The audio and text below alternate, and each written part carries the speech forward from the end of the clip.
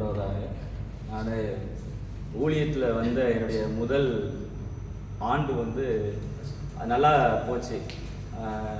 முதல் ஆண்டு தான் வந்த புதுசு தான், ஆனால் கிராமத்து திருச்சபை அப்படிங்கிறனால நல்ல பொன்னான காலமாக இருந்துச்சு, நல்லா போச்சு. அடுத்து பாளையங்கோட்டைக்கு வரும்போது ஃபஸ்ட் ஜான்சன் மிஸ் அவங்க தான் எனக்கு சார்ஜ் எடுத்து கொடுக்க வராங்க. அப்போ சொல்லும் போதே சார்ஜ் எடுத்து கொடுக்கும்போதே என்கிட்ட சொல்கிறாங்க, இல்லை இங்கே சிங்கம் இருக்கும், புலி இருக்கும், கரடி இருக்கும், நீ பார்த்து கவனமாக பக்குவமாக நீ இது பண்ணு அப்படின்னு சொன்னாங்க. ஆண்டு கிருபையில் ஒரு 2 வருஷம் நல்லா போச்சு. ஆனால் அதுக்கு அடுத்து ஒவ்வொரு பிரச்சனையாக வர ஆரம்பிச்சிச்சு. அந்த பிரச்சனைகள் மத்தியில் எப்படி இருக்கும்னா, லிட்டராக நான் அழுதுருக்கிறேன். நான் ஃபோன் பேசும்போதாலும் சரி, இல்லை சில நேரங்களில் தனியாக உட்காந்துனாலும் சரி அழுதுருக்கிறேன். அந்த அளவுக்கு பிரச்சனை வரும். அதை தாண்டதுக்கும் ஆண்டவர் பலத்தை தந்தார். சில நேரங்களில் என்ன நடக்கும் அப்படின்னா, சர்ச்சு முடிச்சுட்டு மதியானத்தில் எங்கள் அப்பா ஃபோன் பண்ணுவாங்க, இன்னைக்கு எப்படி போச்சு உனக்கு சர்ச்சு, பிரச்சனை இல்லாமல் போச்சா, இன்னைக்கு சமாதானமாக இருந்துச்சா.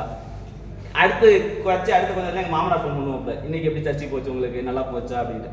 ஒரு பாஸ்டராக இருந்துட்டு சர்ச்சு நடத்துறதுக்கு இவ்வளோ கஷ்டப்படணுமா அப்படிங்கிற அளவுக்குலாம் யோசிச்சிருக்கிறேன் நான். அந்த அளவுக்கு இன்னைக்கு சர்ச்சு நல்லா போச்சா அப்படின்னு ஃபோன் போட்டு விசாரிப்பாங்க. அந்த அளவுக்கு சில நாட்கள் அப்படின்னு போச்சு. ஆனால் எங்கள் அப்பா என்கிட்ட அடிக்கடி சொல்கிற ஒரு காரியம் என்ன அப்படின்னா, நான் சில நேரங்களில் எங்கள் அப்பாட்ட தான் புலம்புவேன். எல்லாத்தையும் புலம்பும்போது சொல்லுவாங்க, இல்லை தாவீதை ஆண்டவர் எப்படி உனக்கு தாவீதுக்கு பயிற்சி கொடுத்தாரோ அதே போல தான் உனக்கும் ஆண்டவர் பயிற்சி கொடுத்துட்டு இருக்கிறார். சவுலுக்கு பயந்து ஓடினாரு, காரணம் அந்த பயிற்சி வந்து அடுத்தவர் ராஜாவாகணும் அப்படிங்கிறதுக்காக. இன்னைக்கு உனக்கு இந்த பயிற்சி ஒன்று ஆண்டவர் எங்கேயோ மேலே தூக்கி வைக்க போறாருன்னு நினச்சிக்கோ அப்படியே சொல்லி இது பண்ணுவாங்க. ஆண்டு கிருபையில் அடுத்து திண்டுக்கலுக்கு வந்தேன். திண்டுக்கல் எப்படி இருக்குன்னா, நான் பாளையங்கோட்டையில் செய்யாத ஊழியங்கள் இங்கே நான் செஞ்சிட்டு இருக்கிறேன். எனக்கு அங்கே விட இங்கே வேலைகள் அதிகமாக இருக்குது, ஆனால் சமாதானமாக இருக்குது அப்படிங்கிறதையும் சொல்லிக்கிற விரும்புகிறேன். இதுக்கு நடுவில் என்ன அப்படின்னா, என்னுடைய ஒய்ஃபுக்கும் வேலைக்கு நிறைய ட்ரை பண்ணிக்கிட்டே இருந்தோம்.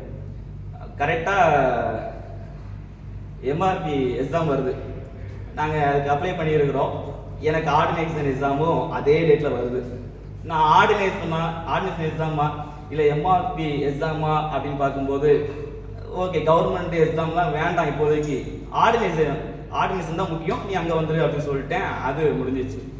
ரயில்வே எக்ஸாம் வந்துச்சு, கரெக்டாக சனிக்கிழமை வந்துச்சு.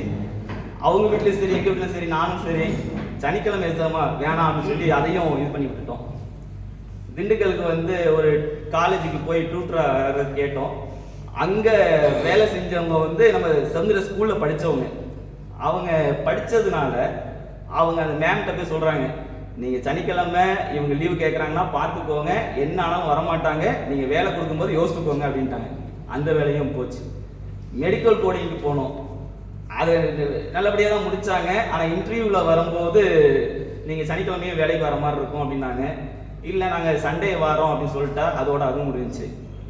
இப்படி அடுத்தடுத்து இதாகிட்டே இருந்துச்சு. பிஎட்டுக்கு போட்டோம் பூனேயில். பிஎட்டுக்கு போட்டுட்டு இருக்கும் போதே ஸ்கூல்லையும் செட் ஆகாது அப்படிங்கிற மாதிரி எங்களுக்கு தோணுச்சு, அதையும் விட்டுட்டோம்.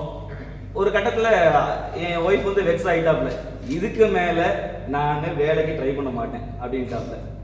சரி அப்போ என்ன செய்யலாம், என் கூட சேர்ந்து ஊழியத்தை பாரு, வேற எதுவுமே வேண்டாம் அப்படின்னு சொல்லிட்டு ஒயிட் மீடியா மினிஸ்ட்ரின்ட்டு அதை அப்படியே அவங்க தான் பார்த்துட்டு இருக்கிறாப்புல. பிள்ளைங்களுக்கு சர்ச்சில் இருக்கிற பிள்ளைங்க ஒரு 10 பேருக்கு ஃப்ரீயாக மியூசிக் சொல்லி கொடுத்துட்டு இருக்கிறாப்புல. இந்த ஊழியத்தை தான் என் கூட சேர்ந்து பார்த்துட்டு வராப்புல. நான் ஏன் இதை சொல்கிறேன் அப்படின்னா, ஆண்டவர் நமக்கு ஏதோ ஒரு பிரச்சனைகள் சர்ச்சில் இருக்குது அப்படின்னா ஒரு காரியத்தை மட்டும் மனசில் வச்சுக்கோங்க, நம்மளை எங்கேயோ தூக்கி வைக்கிறதுக்காக தான் ஆண்டவர் பயிற்சி கொடுத்துட்டு இருக்கிறார் அப்படின்ட்டு. எங்கள் அப்பா எப்பவும் ஒரு வருஷம் தான் சொல்லுவாங்க, பலம் கொண்டு திடம் பண்ணதா இது, கலங்காதே திகையாதே, தேவனாகி நான் உன்னோடு கூட இருக்கிறேன், ஆண்டவர் உன் கூட இருக்கிறாரு, பயப்படாமல் நீ ஊழியத்தை செய்ய, ஆண்டவர் உன்னுடைய ஊழியத்தை பாக்கி பண்ணுவார். இது மட்டும் தான் எங்கள் அப்பா சொல்லிட்டாரு.